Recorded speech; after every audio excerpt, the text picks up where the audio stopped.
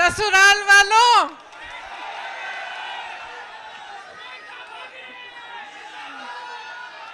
यहाँ आकर बहुत खुशी हुई है और आज इस भारत जोड़ो न्याय यात्रा में भाग लेते हुए मुझे बहुत बहुत खुशी हो रही है, खास तौर से क्योंकि आज इस यात्रा में पहली बार मैं अपने ससुराल वालों के साथ आई हूँ।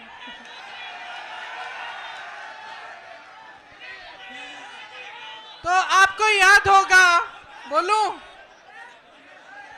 आपको याद होगा मैं 2 साल पहले यहाँ आई थी, याद है?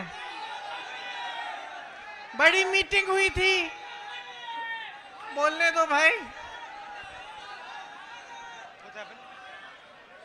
आपको याद होगा 22 में मैं यहाँ आई थी, मीटिंग हुई थी बड़ी। अरे भैया बात सुनने दो, सुनने दो। और रोड शो भी हुआ था। मैं आपसे पूछना चाहती हूँ कि तब से आज तक कुछ बदला है? उस समय चुनाव था विधानसभा का, आपने भाजपा को जिताया, योगी जी को जिताया, 2 साल और उनको मौका मिला है। मैं आपसे पूछना चाहती हूं कि जो आपकी समस्याएं हैं, जो आपकी असली समस्याएं, आपका दुख है, जो महंगाई है, जो बेरोजगारी है, जो रोज रोज इन परीक्षाओं में जो पेपर लीक हो रहे हैं, जिनके लिए नौजवान बच्चे, आपके बच्चे मेहनत करते हैं, पढ़ते हैं, फीस भरते हैं, ये सिलसिला अभी तक जारी है कि नहीं कि पेपर लीक होते रहते हैं? बताइए, जारी है? तो जब आप 2 साल बाद सरकार चुन रहे थे, आप चुनाव में अपना वोट डाल रहे थे, तो मैं जानना चाहती हूं कि आप क्या सोच रहे थे? क्या आपने सोचा, सुनिए, क्या आपने सोचा कि यहाँ का विकास होगा? सोचा था? अब यहाँ पे पीतल के कारखाने हैं, बड़े बड़े पीतल के कारोबार हैं, क्या आपकी तरक्की हुई है? हुई है। जितनी भी मदद आपको सरकार से मिलनी थी वो बंद हो गई, ऊपर से जीएसटी, और जितना काम कर रहे थे उसका शायद आधा काम कर रहे होंगे आज। मुश्किलें कम हुई हैं या बढ़ी हैं? बढ़ गई हैं। यहाँ नौजवान हैं सारे, उस समय मैंने पूछा था रोजगार मिलता है, आज रोजगार मिल रहा है। तो ये जो मेहनत कर रहे हो, जो 4-4 बजे सुबह पुलिस में भर्ती होने के लिए दौड़ लगाते हो, तो सेना में भर्ती होने के लिए दौड़ लगाते हो, उसके बाद जब परीक्षा लिखते हो, उसके लिए फीस भरते हो, माँ बाप मेहनत करके ट्यूशन में भेजते हैं, ये सब करने के बावजूद क्या होता है? आपको मालूम है कि 28 लाख बच्चों ने, यूपी के 28 लाख बच्चों ने पुलिस का भर्ती का इम्तिहान दिया है। 28 लाख, सोचो, इसका मतलब है कि यूपी के लगभग हर गांव में से 4 या 5 नौजवानों ने ये परीक्षा दी। एक आशा थी, एक उम्मीद थी उनके मन में, ये नहीं कि मुफ्त में कुछ मिल रहा है। पढ़ के मेहनत करके वो चाहते थे अपनी परीक्षा में पास हो। क्या हुआ? पेपर लीक हो गया। अब जब मैं यहाँ आई थी 22 में, तो मैंने आपसे कहा था कि हमने एक घोषणा पत्र बनाया था, उसमें हमने एक पूरा प्लान बनाया था, एक पूरी योजना बनाई थी कि ये जो पेपर लीक बार बार होते हैं, इसको रोकने की क्या योजना हो सकती है। उसमें जॉब कैलेंडर था, उसमें ये था कि एक कमीशन बनेगा और जितना भी अन्याय हुआ है उसको ठीक करने का काम होगा। और जॉब कैलेंडर में हर जो भी डेट था, परीक्षा का डेट, नियुक्ति की डेट, सारी पहले से तय, और जो उससे इधर उधर होता उसके खिलाफ कार्रवाई होती। तो ये तो 2-3 मुद्दे हैं, पूरे 10 मुद्दों का हमने एक पूरा प्लान बनाया था। तो मैं आपसे एक सीधी सीधी बात कहना चाहती हूँ, देखो चुनाव फिर से आ रहा है कि नहीं? फिर से आपको अपना मत डालना पड़ेगा। अब आप खुद ही देख रहे हो, बार बार भाजपा की सरकार आ रही है, केंद्र में आ रही है, प्रदेश में आ रही है, आपकी बेरोजगारी बढ़ रही है, आपकी मुश्किलें बढ़ रही हैं। तब किसान आंदोलन कर रहे थे 2 साल पहले, आज किसान आंदोलन कर रहा है। तब सड़क पे बैठे थे ठंड में सर्दी में, आज बैठे हैं। तब उनकी सुनवाई नहीं थी, आज उनकी सुनवाई नहीं है। और इसी तरह से आप सोचिए, जब जब बुलडोजर चलता है इनका, तो किसके घरों पे चलता है? किसके घरों पे चलता है? जोर से बोलो।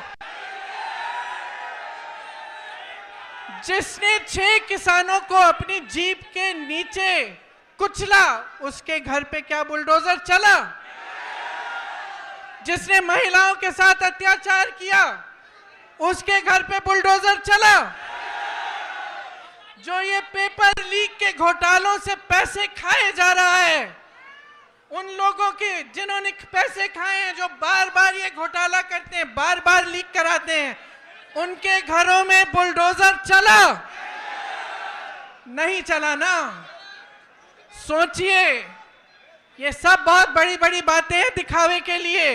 ये जितने बड़े बड़े इश्तिहार आपको दिखते हैं, जिसमें आपको दिख रहा है कि बहुत तरक्की हो रही है, जब तक आपकी तरक्की नहीं होगी, जब तक आपको रोजगार नहीं मिलेगा, जब तक आपके पेपर लीक बंद नहीं होंगे, तब तक आपकी तरक्की नहीं हो सकती है।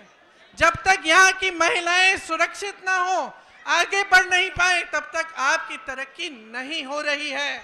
तो मैं सिर्फ आपको, मैंने उस समय भी बोला और अभी भी बोल रही हूं, अपने अनुभव को देखो, अपने अनुभव को देखो कि भाई 5 सालों में, 10 सालों में मिला क्या है? नौकरी मिली, दुकान जाते हो तो सब्जी खरीद पाते हो।